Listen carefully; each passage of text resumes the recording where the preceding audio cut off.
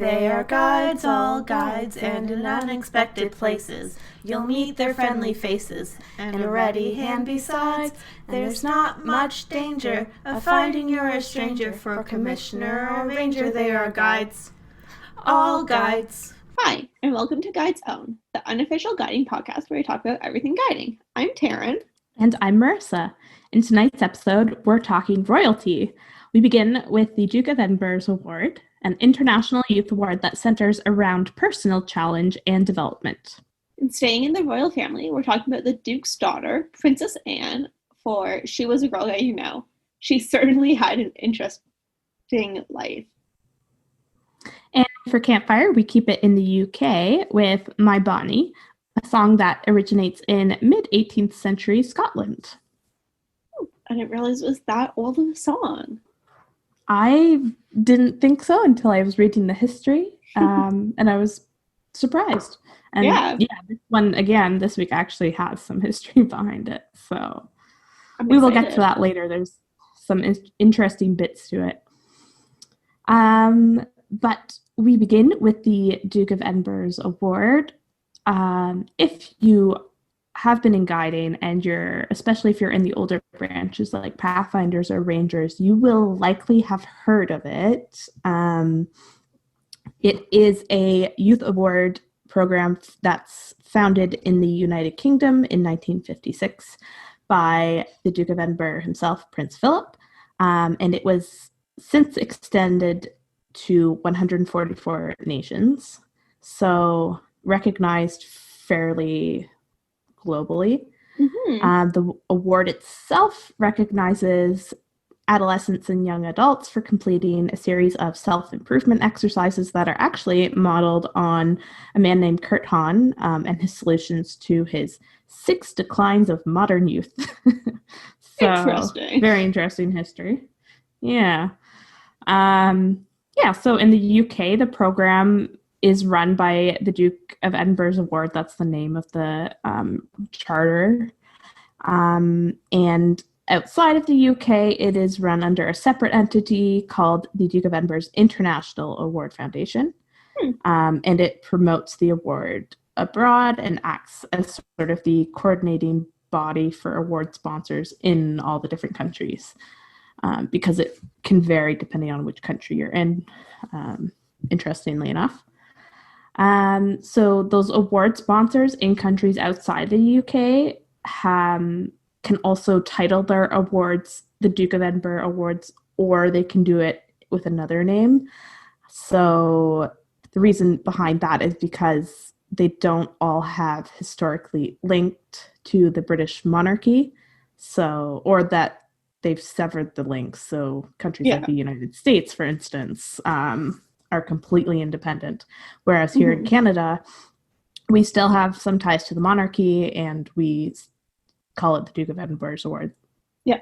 So many have renamed it. I was looking through the different names. I didn't look through all the countries. I just looked through a handful. And it seemed to follow a common theme of the award either being named in honor of an inspirational leader in terms of like politics or through the country's own source of royalty, or with just a very generic title. So I pulled 2 examples out. So in India, it is called the International Award for Young People. So very generic. And that name sort of pops up quite often in other countries. Whereas in South Africa, it is called the President's Award for Youth Empowerment, and it was named in honor of Mr. Nelson Mandela. He was the first president of a democratic South Africa. So there's some named after different princes from different countries, and interesting to sort of read through what the names are and why they're named. But it sort of gives the countries outside the UK the ability to sort of name it something that will inspire the youth of said country. Because if you live, for instance, in like Japan, I don't think the Duke of Edinburgh is going to mean anything to you, and so therefore the award might not be so attractive. Yeah, it definitely makes sense. Naming it after someone to look up to and kind of admire. Yep. So we'll get then to the history of the Duke of Edinburgh, like where it started. So the award was very first announced in February of 1956, and it was actually originally only for boys, and the ages were from 15 to 18. And was first administered and largely designed by a man named John Hunt, who had led the first successful ascent of Mount Everest in 1953 and had then retired from the army to run the Duke of Edinburgh's award. It was designed to attract boys in particular who had not been interested in joining one of the main British youth movements, such as the Scouts Association. As we get on further, you will sort of notice a very common theme about the award requirements, and it very closely links up with Scouts and Guiding. Mm-hmm. So the reason they did this is they altered it slightly because they found that they still wanted to attract that type of youth, but they wanted to do it so that kids didn't feel like they were joining an organization. They were just completing certain requirements to earn an award. So there wasn't commitment to like showing up to a meeting or earning certain badges. It was just like, this is the award, this is what you have to do, and that's it. And they also didn't have to wear a uniform to participate, which was nice, and that's often can be a barrier to cost. So that's how it started. Within the first 12 months, they had 7,000 boys who had enrolled. Wow. Very impressive for the time and with only the first 12 months. Mm-hmm. And then in November of 1957, it was announced that girls could be invited to participate, although it was not officially extended until June 1958. And then the first girls were actually truly allowed to join from September 1st, 1958. So it was like there were several announcements before they actually officially started joining. However, the program for girls was not actually the same as the one for boys, and the age range for girls was actually from 14 to 20. Interesting. First girls received their gold awards on the 3rd of November, 1959 at Buckingham Palace. Do you remember, did you see what the difference between the boys and the girls award were back in the 50s? I don't have the details, but I can definitely make those available. I didn't read anything that really caught my eye. The article wasn't super helpful, but it was noted. I think it probably likely followed a lot of the way that Girl Guides was different than Boy Scouts. I'm imagining. Sense. More because of the similarity. Yeah, more homemaker or traditional homemaker activities and like service activities versus outdoorsy stuff. Mm-hmm. Yep. Makes sense. It didn't take very long though, as you can imagine, until the award was then changed for girls, and it was made much more similar to the boys award. And that sort of started around January of 1965. So, about 6 years later. And a single program for young people aged 14 to 21 was finally launched in 1969. So it was just made all in one. Boys and girls were the same at that point. And it was actually extended up to adolescents to the age of 25 in 1980, which is where it lies right now. It is pretty much the same age. It's 14 to 24 or 25. It can vary a little bit. I'm not sure if that was just a distinction between you have to have it completed by your 25th birthday. So it's 24, not technically 25, but a lot of people list it as 24 or 25.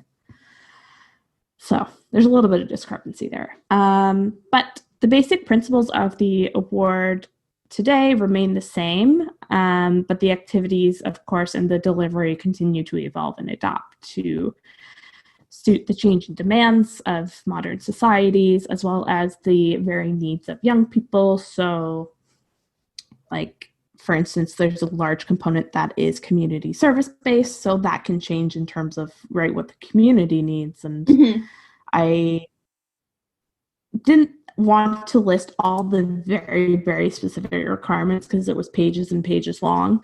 You can certainly go take a look for yourself, but basically, like, there are several components within each category, and there's 4 categories. But they're all very open-ended. There are, of course, certain things you can and cannot do, but otherwise, an internationally recognized program that is designed to encourage young people to develop positive skills and lifestyle habits, which, I mean, I would very much consider scouting and guiding to be pretty much of that nature as well. Yeah, definitely. Especially when you get into the individual awards, such as like Canada Cord, Trailblazers. Not sure what the Scouts have, but I'm sure they do have awards of the similar levels. Yeah. Especially if you are a venturer, they often, will plan their own camps entirely and go for a weekend somewhere, and very similar thing. So the first Duke of Edinburgh's award ceremony in Canada was held in 1964. And as of 2011, which is dated, it's 9 years ago, but approximately 500,000 Canadians had received the award over the program's 57-year history. That's a lot. That's not too shabby, especially considering our population is not as big as our nation is physically. Mm-hmm. And the award partners for the Duke of Edinburgh in Canada are Scouts Canada, of course. That's the big one. And their mission is specifically to develop well-rounded youth better prepared for success in the world. And that Scouts Canada delivers the award program to its youth to achieve that goal. And so maybe I'm thinking this is the award for that age level then for adventurers, and they don't have their own, but I don't know the Scouts program very well. So yeah, it could be different. And other than that, there was, I know RBC has an investment in terms of funding to help more youth in Canada join the program scheme, the award program scheme. But surprisingly, Girl Guides is not an official partner of the DOE. Surprising. I'm pretty sure it's listed under or on our Girls First portal as like additional awards. So I'm surprised that it's not official. Yeah. So I know it was also mentioned when we, not that long ago, had physical handbooks. I think it might be in my old Ranger program book that it was an award you could go after. But yeah, it's not something that is official in terms of the partnership. But that doesn't really seem to matter because a lot of Girl Guides do it. I'm assuming a lot of girls right now still do it. I know when I was in Rangers, I had a couple friends who were going after it. I personally just did not have the time or the energy. I was already doing my Chief Commissioner's Award, which is the Trailblazer Award now. And I felt like that took up enough of my time on top of working part-time and going to university, right? Like, it's just not a great period of life to be able to do it if you're already involved with so many other things. Yeah. I know Tina pushed me to do it. And I looked at it, and I think I definitely got to the point where I got the note or the handbook that you get to do the Duke of Ed. And then I notoriously hate paperwork and decided my Duke of Ed was too much paperwork. But it was I was doing everything anyways, other than maybe the physical declaration, which really isn't that much more. But yeah, I wasn't in it for the paperwork. I had too many other things going on. Didn't want to keep track of that kind of stuff. Yeah, that's true. I think I had also looked into it very briefly, and I was like, yeah, I'm already doing a whole lot with guiding, and I'm satisfied enough with getting my Trailblazers. I don't feel like I need to, or I'm pushed to do anything more. Because everyone can only do so much. It's such an important age. You need some social time. Yeah. Looking back out on it, I definitely kind of regret not doing it. Mostly because I think it would look better on my resume than my Chief Commissioner Trailblazers Award. For two awards that are pretty much the same thing. It's not that much different amount of work, but Yeah. I know when I was looking at the requirements, I was like, yeah, you pretty much do this. If you're in Pathfinder, well, it doesn't technically start till Rangers. If you're in Rangers and Link and you're pretty active, you can technically finish all of that. But I also don't know if you can count things as double for both. I would imagine you probably could. I don't see why not. I think if you wanted to count certain. Yeah. But I know the Duke of Edinburgh sort of goes above and beyond. Like, you have to plan, for instance, for your adventurous journeys, you have to plan practice trips, and then you have to actually do the full trip. So it's a lot of tripping and hiking. Yeah. I was already doing a lot that. of time. I was already doing that as a Pathfinder and a Ranger, so it wasn't like that wasn't really too much more. I talked to Tina. I'm pretty sure she said working like in a Spark or Brony unit would count as the community service. Like, it very much, if you are the kind of Pathfinder or Ranger who would be interested in going after your Duke of Ed or your Trailblazers Award, it's already stuff that you're doing. But it is, it's a lot of like record keeping to make sure everything's done, which you don't need to do as much for your Trailblazer. Yeah.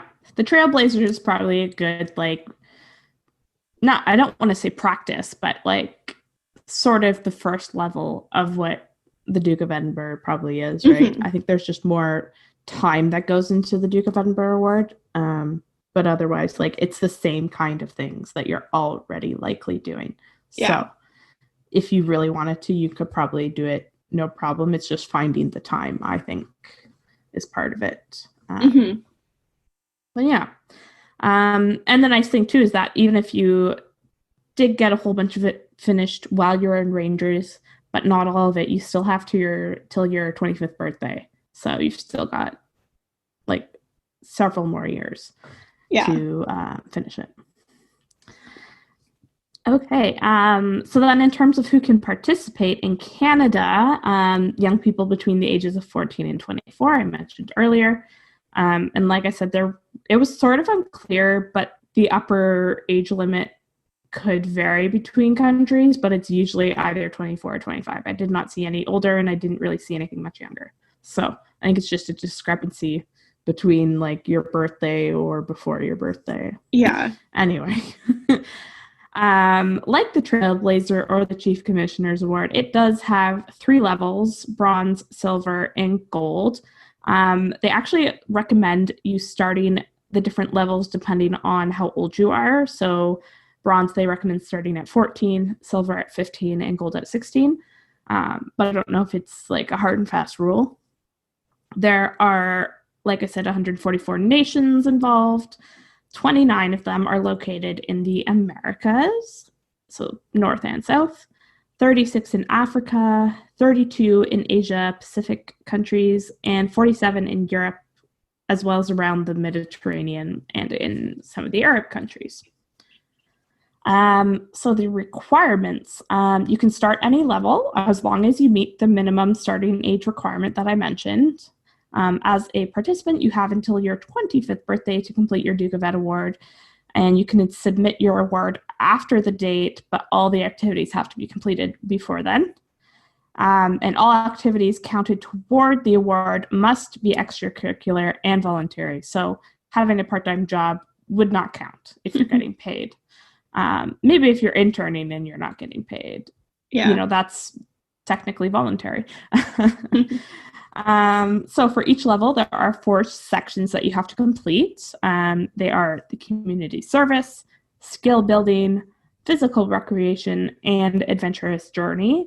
If you are pursuing the gold level, there is one additional section called the Gold Project. And in brackets, they describe that as go away with others and find yourself. I think that's sort of more of like very much discovering who you are. And like, so I think one of the examples they gave was traveling and exploring a new city, a new country, like I think country maybe more so. But again, all the requirements are specifically on the website, and each country has their own website. So there's a Duke of Edinburgh Award for Canada website, and it has all the specific details. Some of the little notes that they make for some of the categories are for the community service. The rule is no cash, no credit, and no chores. So you can't be doing things that you'll earn cash for or that you'll earn credit for, like I'm assuming high school credit, but I'm not entirely sure. And you can't be doing chores around your house and expect that to count as community service. For your adventurous journey, no glamping. I think that's a good rule. I think kids going after this award that are outside of guiding and scouting would probably revert to that and think like, yeah, glamping is my adventurous journey, but it does not count. And then for your gold project, vacations and tours do not count as a gold project. So although I did say travel, I think they meant more like going to a country and volunteering with an organization in said country could be your gold project. You're going away with other people. You can certainly take people along with you and, you know, figure out what it is about you that makes you want to, say, work with a volunteer organization in a different country. Or, you know, maybe you're helping with the organization to help you figure out if you want to work in that area. So, yeah, interesting. Yeah. Details and requirements, but fairly straightforward. And otherwise, it's very open, so you can create your own program, choose activities for each section, and it's basically all up to you. There isn't really any hand-holding. And it's meant to sort of be something where you set yourself a challenge and you see progress and you achieve your goals. It's very much for yourself, this award. And you can very much do it with other people, but you have to put in your own time and ideas. Like, you can't just let someone else plan and lead everything and expect to get your award out of it. Yeah. But yeah, that's pretty much what it is in a nutshell without taking up too much time and taking time away from Princess Anne. That is what it is. I would suggest, if you're interested at all, to look it up depending on what country you're in. And if you're in scouting or guiding, your leaders will likely have heard of it because it is so similar. So you can ask them and see if they have any recommendations or advice, because maybe one of them did it and has some advice for you. Yeah, definitely. I know, like I said, I was highly encouraged to do it and decided not to. And I've had multiple people in my life tell me off for it multiple times. So it's worth it, and definitely a valuable set of skills that you learn, especially the perseverance of it. Like, it's a long-term award. It takes a while to achieve. So sticking with something for that long is definitely appropriate. And so from the Duke of Ed, we'll go on to his daughter, the Princess Anne. Nancy Reagan, Helen Hayes, Jan Davis, John Sauvé, Carrie Fisher, William's sister, Shirley Temple Black, Tammy Duckworth, Kathy Frost, Candace Bergen, Lucille Ball, Debbie Reynolds, Princess Margaret, Hillary Clinton. Did you know she was a girl guide? Busting down the door 100 years or more. Did you know she was a girl guide? Here to let you know she was a guide, you know. Did you know she was a girl guide? Here to let you know. Princess Anne was born in August 1950 and was the second child of our first ever She Was a Girl Guide, you know, Queen Elizabeth II. And like many children of royalty and nobility in the UK, her early education was overseen by a governess at Buckingham Palace. And while she was still young and living at Buckingham Palace, they reopened or reformed the first Buckingham Palace Company, which was the Girl Guide company that was formed for Queen Elizabeth, or I guess Princess Elizabeth and Princess Margaret when they were girls, living in Buckingham Palace. So it was reformed when Princess Anne was 9, and then was closed when she was 13 in 1963.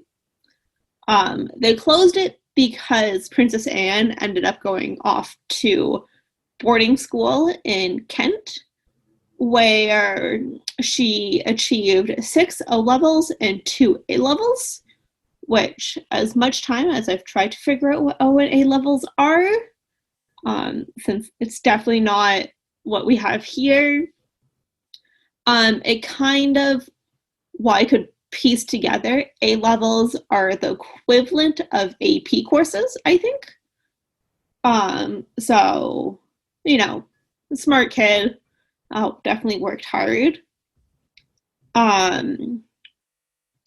She left boarding school in 1968. And fairly quickly when she left school, she met her first husband, Mark Phillips. And they met at a party for equestrians and horse enthusiasts. At the time, he was a lieutenant in the 1st Queen Dragoon Guards. And they were married in November. I have 2973 written down, but I'm assuming I meant to put 1973. And upon their marriage, he was offered a earldom in tradition, but he declined. So Mark Phillips and Princess Anne's 2 children, Peter and Sarah, don't have any royal titles. Yeah. I guess that's similar to how, like, now Meghan and Harry have left, so they don't. Although I think Archie can actually have his title if he wants it when he's old enough. But yeah, Meghan and Harry no longer have their titles. So yeah, I think it's similar. The couple separated in 1989 and eventually divorced in 1992.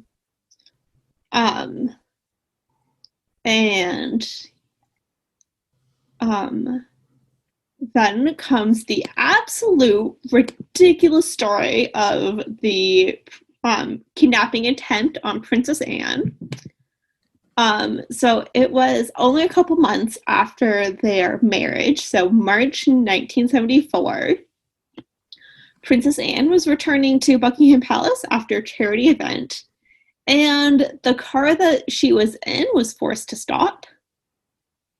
Her personal police officer, James Beaton, attempted to disarm the kidnapper, but Officer Beaton's gun jammed and he ended up being shot. Next, Princess Anne's chauffeur, Alex Callender, got out of the car to also try to stop the kidnapper, but was shot. Then, a tabloid journalist who was following Princess Anne back to Buckingham Palace attempted to help and was also shot. Oh my goodness. Yeah. And then this is where it starts getting a little ridiculous. So the kidnapper approached the car and tried to convince Princess Anne to get out, saying he was going to hold her ransom for funding for the National Health Service. Princess Anne stated she would not bloody likely get out and considered hitting him.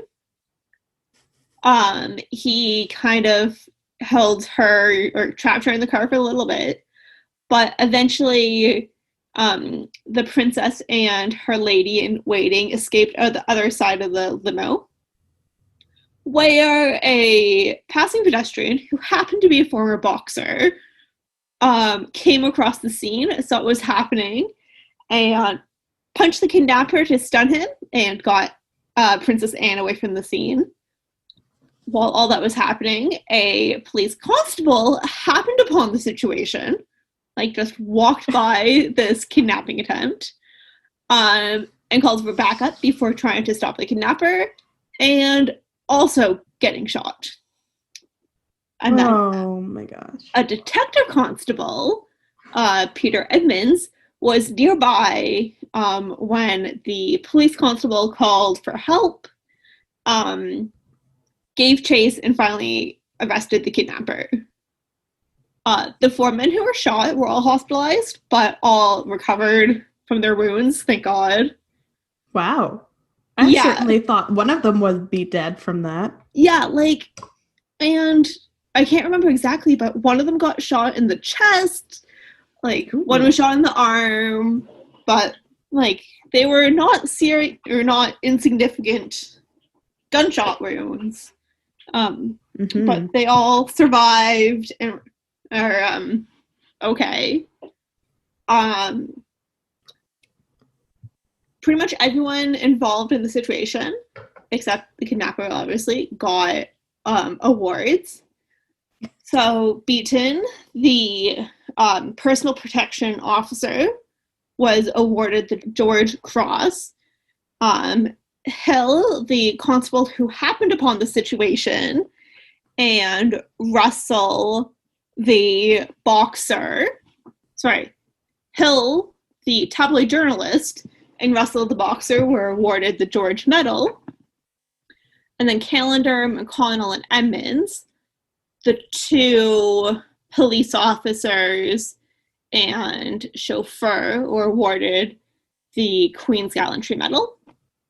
And Russell also had his mortgage paid off by the royal family. Oh, sweet. Yeah. Absolutely ridiculous event. And, like, just every new person, like, I was reading it, and I couldn't help but laughing. Like, it seemed like it would be a comedy bit. Especially once I heard that, like, everyone, you know, who was shot recovered. But definitely an event. I'm sure it startled Princess Anne. However, it didn't really let her, like, stop her.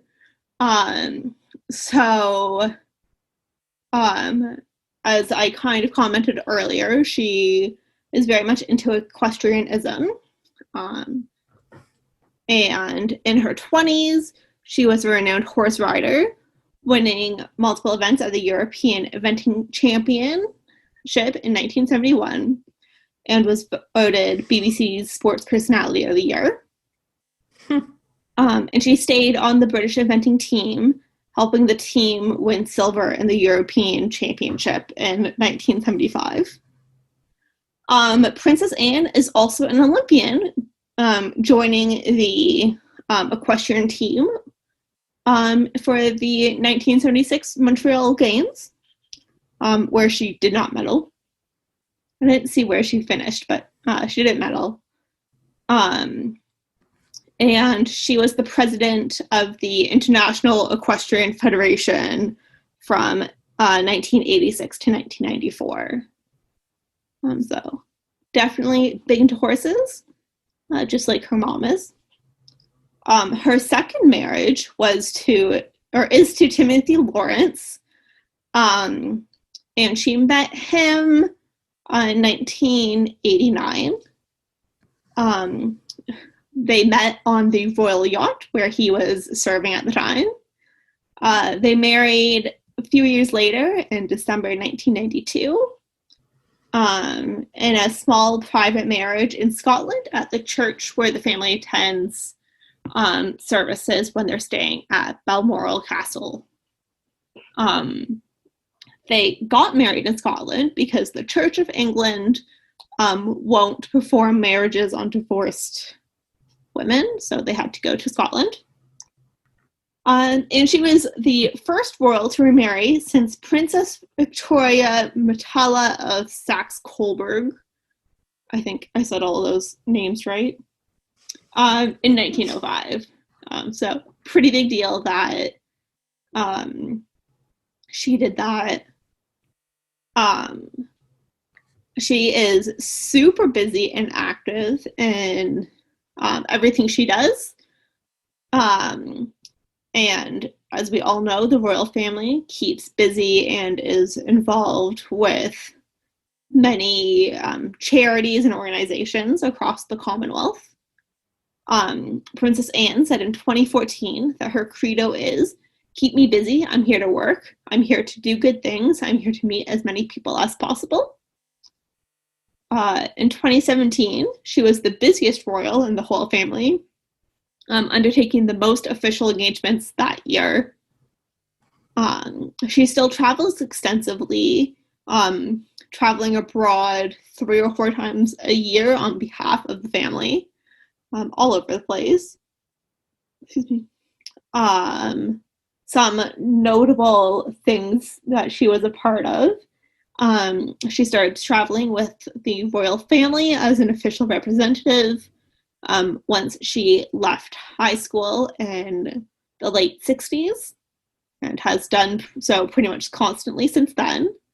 And she was the first royal to officially visit the USSR in 1990 when she met the president of the time.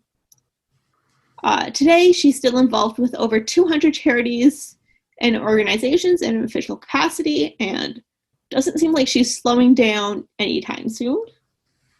Yeah, that's kind of where I stopped because she was just so busy. I figured I could just like keep going and like everything would keep like she was always busy.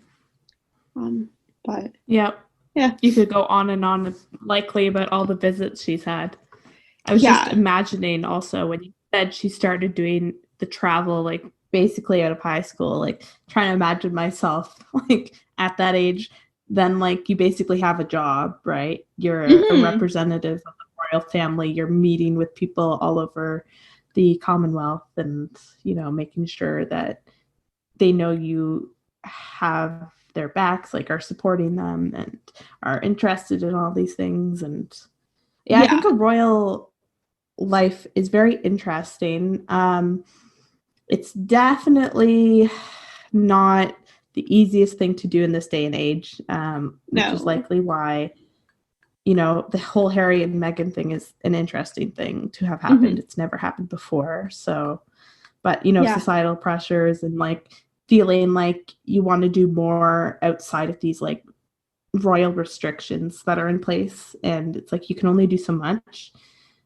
So I understand the wanting to break free and wanting to do your own thing because you see needs being needed to be met elsewhere and you're just not able to do it the way it's set up. So yeah, I think Princess Anne was kind of in that spot 50 years ago when she was starting to become like do more official events, where she could be outspoken and do anything that she felt, but didn't have the constraints of today with the media and all the backlash that, you know, celebrities and the royals get today. Everything was a little bit more, I'm not sure, tame, but definitely wasn't everywhere all the time like it is today. You go home, you know, not look at the paper. It's harder to go home and not turn on the internet. Or get like notifications sent to your phone about what's happening, right? Like it's just everywhere. It's hard to avoid not only receiving the news, but also if you're a celebrity or of really high importance in your community, in your country, you're going to be followed also by now not only tabloids and reporters, but people just on the street because everyone has a cell phone, everyone's taking pictures and everyone's like recording things. And so everyone's a reporter basically at this point. Yeah, I'm sure she's had, like every royal has had mixed feelings about the tabloids and the tabloid journalists. She was lucky that a tabloid journalist was there when she was attempted to be kidnapped. But Just a funny coincidence. yeah. And like, usually you probably hate for them to be following you, but in that instance, I bet you she was relieved. Yeah. That whole kidnapping attempt, just ridiculous. Like, just so many, like, from the gun jamming to, like, there happened to be a boxer to there happened to be a police constable. Like, just every new character brings a new level of absurdity. And as soon as one person was brought down, another one was around the corner. Yeah. Yeah. Absurdity. Mm-hmm. Well, you brought up a good turning point with her being married in Scotland, because the campfire song, My Bonnie, has its origins in Scotland. Ooh. My Bonnie lies over the ocean. My Bonnie lies over the sea. My Bonnie lies over the ocean. Oh, bring back my Bonnie to me. Bring back, oh, bring back my Bonnie to me, to me. Bring back, oh, bring back my Bonnie to me. So, My Bonnie, although the song has origins that are sort of uncertain, it's not 100% this is it, this is who has written it. But many sources do say that it was possibly done by Charles Edward Stuart, who is also known as Bonnie Prince Charlie. So he was the subject of the song, sorry, not the composer or anything. So the way this song sort of is thought to have come about is that after the defeat of Prince Charles at the Battle of Culloden in 1746, and his then subsequent exile, his Jacobite supporters likely were to have sung the song or one very much like it in his honor. I thought this was very interesting because, first of all, if you have read Outlander or even just watched the TV series like I have, you will know exactly what this song is talking about because it is in the TV show. So Prince Charles is sort of seen as an ally to the Scottish Jacobite supporters. The Jacobites are people who were very much against the King of England reigning over Scotland, and so they were sort of the rebels. And Prince Charles was sort of on their side and sort of was the insider that was trying to help them. Anyway, so this big battle at Culloden was, against the English, British, whatever you want to call it, army. And he, unfortunately, was defeated there and then exiled from Scotland. But anyway, if you know that Outlander story, you know that. If not, you just got a real quick history of it. So this song is sort of about him, which is very interesting. I totally did not know that. Would never guess that. So the term "My Bonnie," if you've ever heard a Scottish, seen a Scottish movie, a TV show, or like especially stuff that's later in history, like in the 16th, 17th century era, the term "My Bonnie" is very common, and there's sort of an ambiguity about Bonnie, because it can refer to both a woman as well as a man.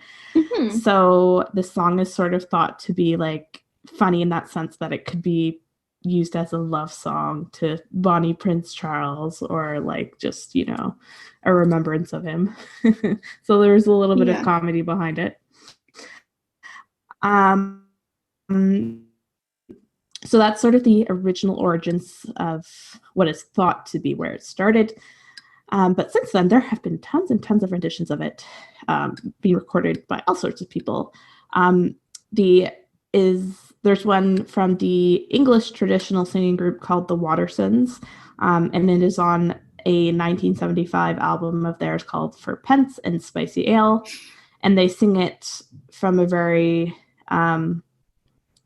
English traditional version called My Barney Lies Over the Sea, which has a slightly different melody, but it is said to be the antecedent of My Bonnie.